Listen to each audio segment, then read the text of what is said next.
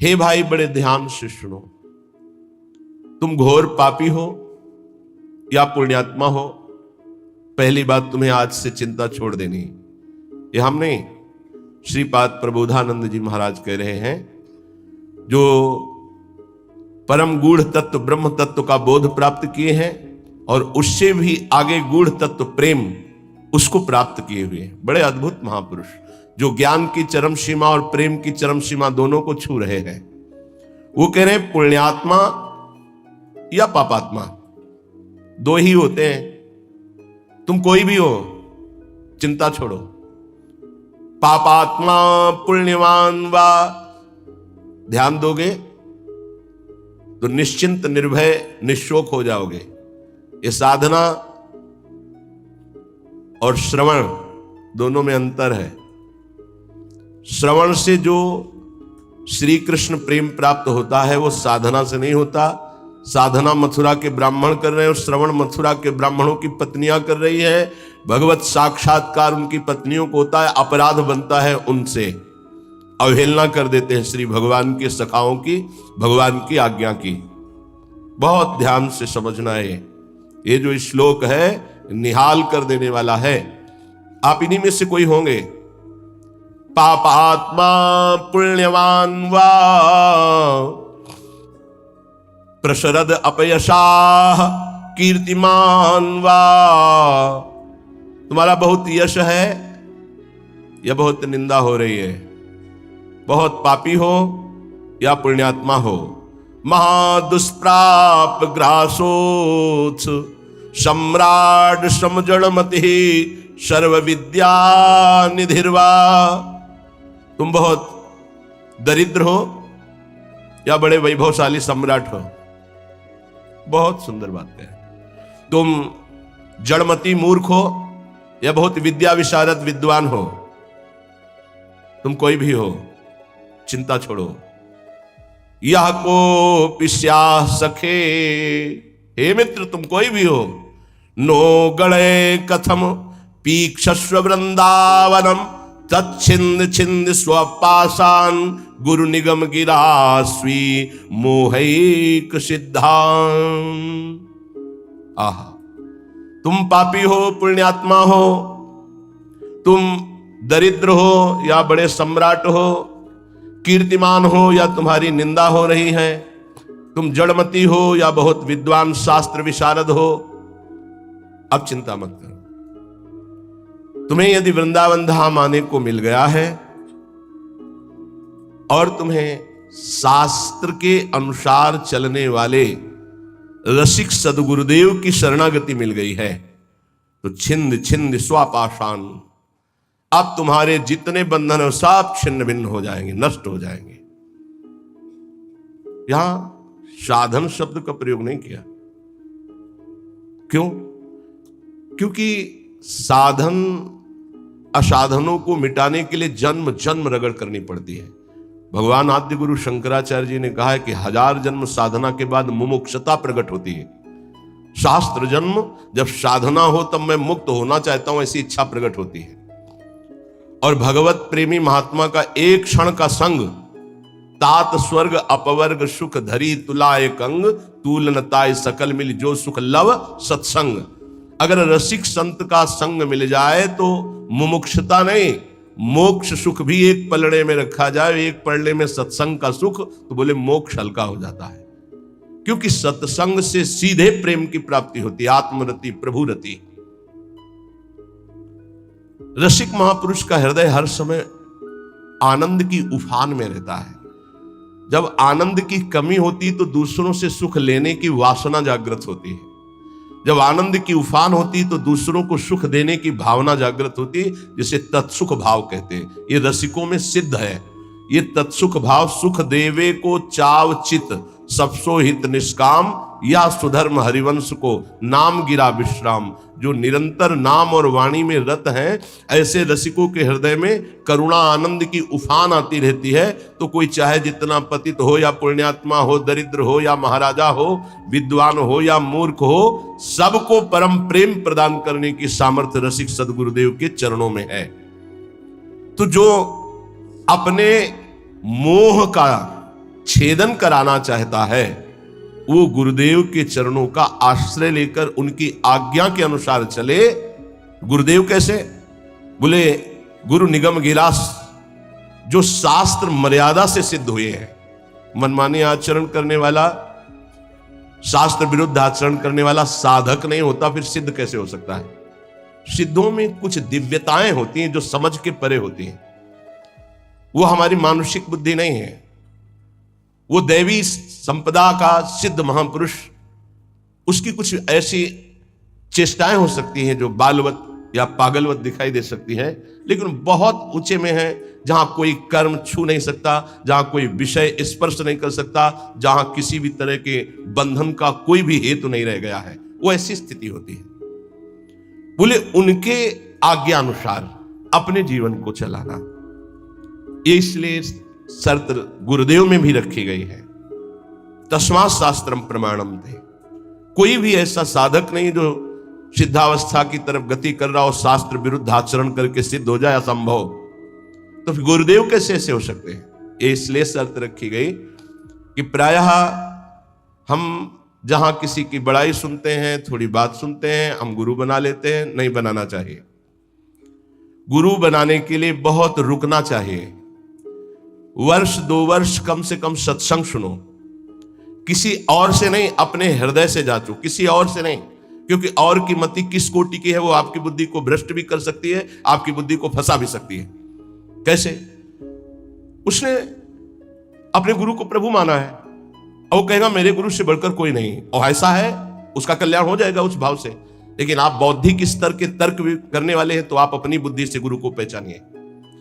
कोई कह रहा है कि पाखंड है, ये उसकी बुद्धि का है, आप अपनी बुद्धि से निर्णय कीजिए। किसी की श्रद्धा और किसी की अश्रद्धा से अपने हृदय में कोई फर्क नहीं पड़ना चाहिए। स्वयं निर्णय करना चाहिए भगवान को साक्षी करके कि हे प्रभु सच्चिदानंद, आप मेरे हृदय को जानते हैं और सामने बैठे हुए हृदय को जानते हैं, तो नाथ मेरे सदगुरुदेव के रूप में आप कहाँ हैं, कौन है, मुझे परिचय दीजिए, तो प्रभु आपका संबंध करा देंगे। अभी एकांतिक में एक भक्त ने प्रश्न किया, बोले आपके प्रवचन सुनते हैं तो एकदम विरुद्ध गुरुजी के वचन लगते हैं, गुरुजी के वचन जब सुनते हैं तो आपके विरुद्ध लगते हैं, तो हम कहा निर्णय करो आप कि किसके वचन सत्य हैं।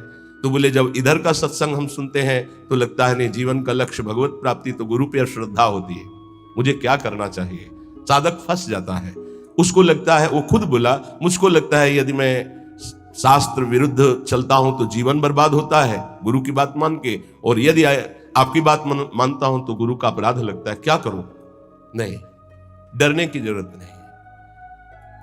गुरु बलि तजेऊ कंत ब्रज बनितन, भे मुद मंगलकारी। गोस्वामी तुलसीदास जी बड़े सिद्ध महापुरुष हैं।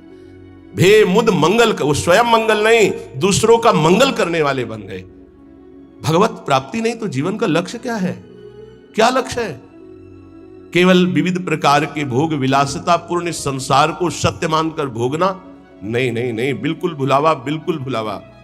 हमें भूल भुलैया में नहीं फंसना। कभी कभी माया के पार्षद भगवान के पार्षद का रूप रख करके आते हैं, हमें ठग करके भूल भुलैया में लगा देते हैं। नहीं, सदगुरु भगवान श्री कृष्णचंद्र जो हैं, हम उनसे प्रार्थना करें कि यदि प्रगट में गुरुदेव की जरूरत है तो आप मुझे बताओ कहां प्रकाशित हो, या तो उनसे मुझे मिला दो या उनको मेरे पास भेज दो।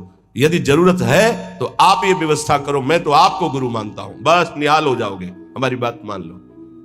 श्रीपाद कह रहे हैं, रसिक सदगुरुदेव के चरणों का आश्रय लेकर स्वयं मोहिक सिद्धांत, अपने मोह का नाश कर दो, देह की प्रियता, देह के रिश्ते नातों का, तो सिद्धांत तुम्हारे अंदर सिद्धावस्था आ जाएगी। सिद्धावस्था प्रिया प्रीतम के प्रेम रस में डूबना। ये तो बताया शरणागति का श्लोक। आप पापात्मा हो, पुण्यात्मा हो, दरिद्र हो, राजा हो, विद्वान हो, मूर्ख हो, कोई भी हो, निश्चित तुम्हें भगवत प्राप्ति हो जाएगी यदि वृंदावन में विराजमान रसिक सिद्ध संत का आश्रय ले लो, गुरुदेव का। पर गुरुदेव का आश्रय कैसे ले लो? बोले स्वी मोहिक सिद्धांत। मोह आश्रय में बाधा पहुंचा देता है। शरीर का मोह, परिवार का मोह, नाना प्रकार के भोगों का मोह। मोह गए बिनु राम प्रद होई न दृढ़ अनुराग।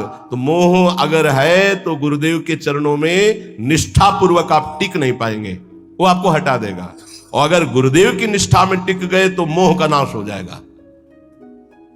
मोह मूल बहुशूल पद, त्यागो तम अभिमान। जब तक मोह है तो संसार चक्र बना हुआ है, मोह का नाश हुआ, संसार चक्र नष्ट हुआ। अब वृंदावन की रहनी बता रहे, पहले श्लोक में शरणागति बताई, अब कह रहे कंथा कौपीन वासस तरुतल पतितै क्लिप्त वृत्ति फलाद्यै कुर्वन्न व्यर्थ वार्ताम कथमपि न वृथा चेष्टया कालयापि त्यक्त्वा सर्वाभिमानं प्रतिगृहमटनं तुच्छ भैक्षाय कुर्वन् वृंदारण्ये निवत्स्याम्य समनुसरन् राधिकैकात्मलोकान्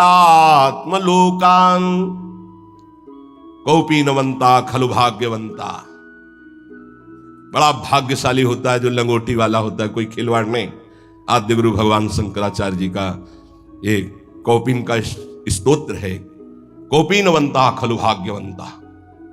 नरसिंह मेहता का काछ वाछ मन निश्चल राखे धनी धनी जननी तेरी रे। लंगोटी का पक्का, जबान का पक्का और मन का पक्का। तो बोले भर नरसैया दर्शन पावा। हमारे बड़े भाग्य जो मैं ऐसे संत के दर्शन पाऊं जो लंगोटी का पक्का, जबान का पक्का और मन का पक्का। कंथा कौपीन वासास कौपीनवंता खलु भाग्यवंता। लंगोटी का तात्पर्य होता है जितेंद्रिय, आजीवन भगवत आराधन में अपने जीवन को समर्पित करके एकमात्र परमानंदमय सुख का भोक्ता, किंचन मात्र कहीं कि किसी इंद्रिय का भोक्ता नहीं। वासास परिग्रह रहित वस्त्र। साधु का जो वस्त्र है वो परिग्रह रहित होना चाहिए, परिग्रह जिस पर किसी का अधिकार नहीं। वो हरिराम व्यास जी ने कहा घूरे में से बीन चिनगटा रक्षा कीजिए सीतिन। चलो वैसा नहीं तो जो गुरु प्रदत्त वस्त्र है या जो स्वाभाविक सहज में जैसे बन जाए। याचना की वस्त्र के लिए कहीं आज्ञा नहीं है, केवल याचना भिक्षा के लिए है, अन्य याचना नहीं है। तो ठीक है, नहीं है तो कोई बात नहीं। जब हमने अपने जीवन को प्रभु के चरणों में सौंप दिया तो अब हमको इस शरीर की इज्जत की परवाह नहीं। शरीर का कोई, ये तो प्रभु को समर्पित वस्तु है, वो जैसे रखें, जैसे प्रभु हमें रखें। हमारी याचना नहीं होनी चाहिए। तो अयाचक वृत्ति से यदि कोई हमको दे दे तो भी हम कम पैसे वाली चीज से अपना गुजारा करना सीखें।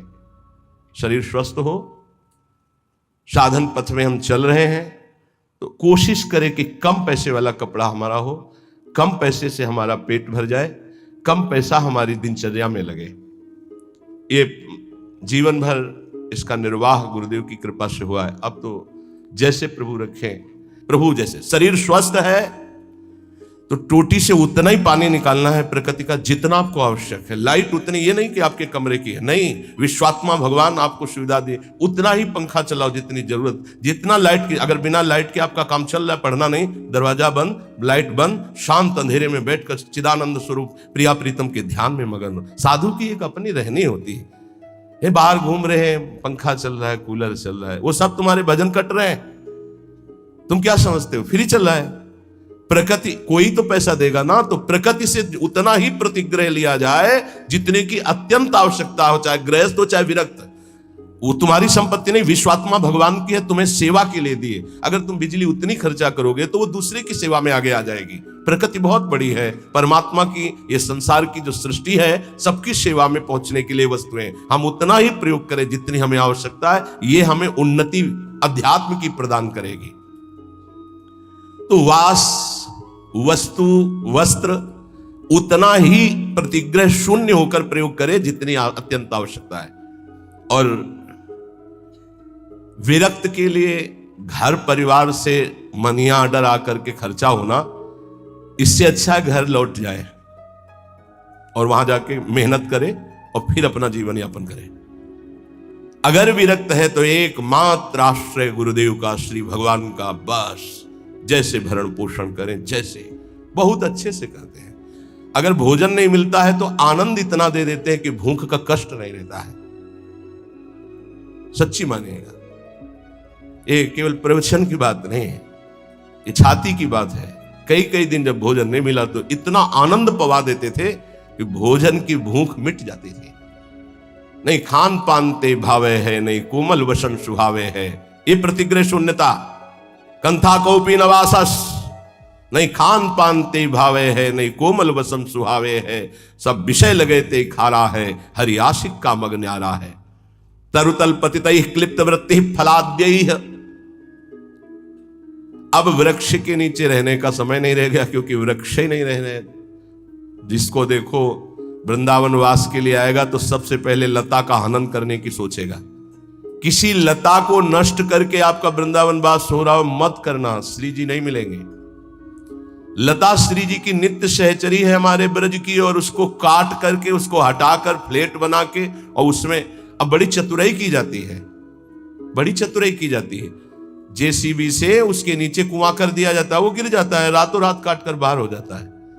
तो क्या विश्वात्मा भगवान नहीं देख रहा है? रातों रात नष्ट हो जाओगे तुम, रातों रात नष्ट हो जाओगे। समय आने दो, लिख लो। ये ब्रज की लताएं, आप कोई भी हो, कोई भी हो, चाहे आप भूमि बेचने वाले हो, चाहे आप ब्रजवासी हो, चाहे आप बाबा जी हो, चाहे आप गृहस्थ हो, कोटि ब्राह्मणों की हत्या का पाप लगता है एक लता के छेदन से। हरिराम व्यास जी ने कहा है ये ब्रज की लताएं हैं, या ज्ञान के कारण जानते नहीं, ब्रज की लताओं का नाश कर देते हैं। नहीं नहीं, ये लताएं बड़े बड़े परमहंस भजनानंदी ब्रह्म ऋषि की हत्या करने का जितना बड़ा दंड मिलेगा, उससे कई गुना बढ़कर दंड मिलेगा। वृंदावन की लता सम कोटि कल्प तरुणाएं, रज की तुल वैकुंठ नहीं और लोक की माएं। एक बार वृंदावन की लता से रो के देखो क्या प्रदान करती है। एक बार वृंदावन की लता को राधा नाम सुना के देखो कितनी करुणा बरसाती है। ऐसी लताएं जिनकी प्रिया प्रीतम के द्वारा दुलार वृत्ति होती है। राधा करावचित पल्लव वल्लरी के, स्वामिनी जी की कृपा दृष्टि से सींचे गए, स्वामिनी जी के कर कमल से दुलराए गए, ये वृंदावन की लताएं हैं, वृक्ष हैं। धिक्कार है हमारी बुद्धि को, चंद रुपयों के लिए आज हम लताओं का छेदन कर रहे हैं। बड़ा सुंदर पीपल का वृक्ष था, रास्ते में आते थे, बड़ा सुंदर बट वृक्ष, हमें लगता है कम से कम 300 वर्ष पुराना नीम का पेड़। ऐसे गए, अब कुछ बस नहीं चलता, कुछ बस नहीं चलता। हरिराम व्यास जी आज के 500 वर्ष पहले लिखे थे कि वृंदावन मथुरा कट रहा है, मुझे बर्दाश्त नहीं हो रहा। कट रहा है मतलब लताएं, मानसरोवर में इतनी लताएं थी। आज के 25 वर्ष जो दर्शन किए, कुंज की कुंज, कहीं घुस के बैठो, रो प्रिया प्रीतम के लिए, ऐसा वातावरण। वही संगमरमर, वो रज नहीं ढक दी गई, लताएं काट दी गई, संगमरमर बिछ गया, बोले उन्नति हो गई। हमारे ब्रज की उन्नति संगमरमर से रही है, रज और लताओं से है। ये रोड से उन्नति नहीं है, रज और लताओं से उन्नति है। जब हम परिक्रमा में लौटते तो जो ब्रह्मानंद मिलता है वो आज पद्मासन लगा के बैठने से नहीं मिलता, ध्यान रखना। बड़े बड़े महापुरुषों को देखा, अब रज रानी के दर्शन मिलना दुर्लभ है। हर जगह व्यवस्था ऐसी, छू न जाए रज, जिससे कल्याण होना है, जिससे परम पद मिलना है। बोले त्यक्त्वा सर्वाभिमानम प्रतिग्रह मटनम तुच्छ भैक्ष्याय कुर्वन्। अगर प्रिया प्रीतम के प्रेम रस को प्राप्त होना है तो तुम्हारे प्रसाद में श्री जी का भोग प्रसाद तो हो ही, ब्रजवासियों का टुकड़ा जरूर हो। ये हम सिद्ध महापुरुषों की बात कहते हैं, गुरुदेव के श्रीमुख की बात कहते हैं, अपने हृदय की बात कहते हैं। गुरुदेव ने कहा नीलांबर पीतांबर उसी के नेत्रों में झलकता है जिसके प्रसाद में ब्रजवासियों का टूक होता है। बड़े बड़े महापुरुषों ने ब्रजवासियों के टूक की महिमा गाई है, और ऐसे आदेश दिए हैं कि यदि वो बच्चे को शौचाकर बिना धोए उसी हाथ से रोटी दे रही तो दोष दर्शन मत करना, उस रोटी को ले लो और धो करके पालो, तुम्हें प्रिया प्रीतम की प्रेम प्राप्ति होगी। बहुत सिद्ध जन है ये जो ब्रजवासी जन है, सच्ची मानिए, ये इनको गृहस्थ मत जानिए, इनको साधारण मत जानिए, असाधारण है। इन्होंने बहुत भजन किया है, तब जाके ब्रज में सीधे माँ के गर्भ से इस रज में प्रकट हुए हैं। और उनके घरों के जो टूक है उनमें बड़ी सामर्थ्य प्रेम प्रदान करने की, लेकिन वो आदेश दे के मंगाने वाले से नहीं, उनके दरवाजे पे जाकर के उनके टुकड़े मांग कर खाने के। त्यक्त्वा सर्वाभिमानम प्रतिगृह मटनम तुच्छ भैक्ष्याय कुर्वन्। हमें जो अपमान ब्रजवासियों के दरवाजे में मिलता है वो जानते हो क्या करता है? हमारे प्रारब्ध का नाश करके, हमारे अहंकार का नाश करके प्रिया प्रीतम की प्राप्ति कराता है, पक्का। डरो मत, जब ब्रजवासी गाली दे, अपमान दे तो छाती फुला लो कि आज हमारे बहुत बड़े प्रारब्ध का नाश होगा और प्रिया प्रीतम के मिलने का संयोग बन रहा है। बात हमारी मान लीजिए, पक्की बात आपसे कह रहे हैं। त्यक्त्वा सर्वाभिमानम प्रतिगृह मटनम तुच्छ भैक्ष्याय कुर्वन्। कुछ लोग ये शब्द सुनकर, जैसे हितधाम में भी वृंदावन महिमामृत की चर्चा, तो ब्रजवासी के पास जो है अपने कि देखो हमारे पास सब कुछ है, आदेश हुआ है कि भिक्षा ले, तो पहले ये दिखा के सम्मान प्रीता चाहना ऐसा नहीं। त्यक्त्वा सर्वाभिमानम प्रतिग्रह मटनम तुच्छ भैक्षाय कुरुन, अपने को तुच्छ समझकर सब अभिमान त्याग कर ब्रजवासियों के प्रत्येक दरवाजे पर जाकर राधे श्याम, प्रत्येक दरवाजे का मतलब आज इन 5 घरों में तो कल उन 5 घरों में नहीं, दूसरे 5 घरों में परिचय न बनने पावे। तुच्छ भैक्षाय कुर्वन कुर्वन न व्यर्थ वार्ताम, कभी बेकार 1 मिनट भी न जाने पावे। कथमपि न वृथा चेष्टया कालयापि, कोई भी 1 मिनट व्यर्थ के कार्यों में न जाने पावे।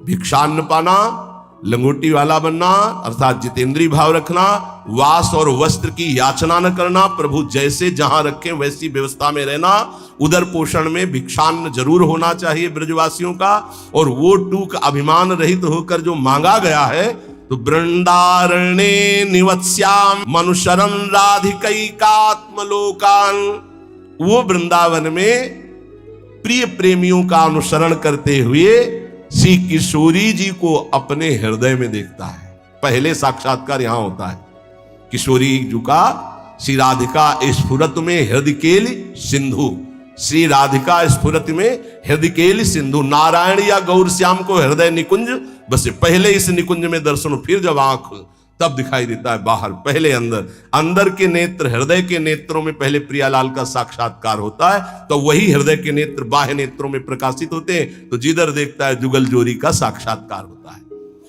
श्रीपाद प्रबोधानंद जी कह रहे हैं, जो इस तरह से श्री वृंदावन धाम का आश्रय शरणागति और रहनी से वास स्वीकार करता है, उसे बहुत शीघ्र प्रिया प्रीतम की प्रेम रस की प्राप्ति होती है।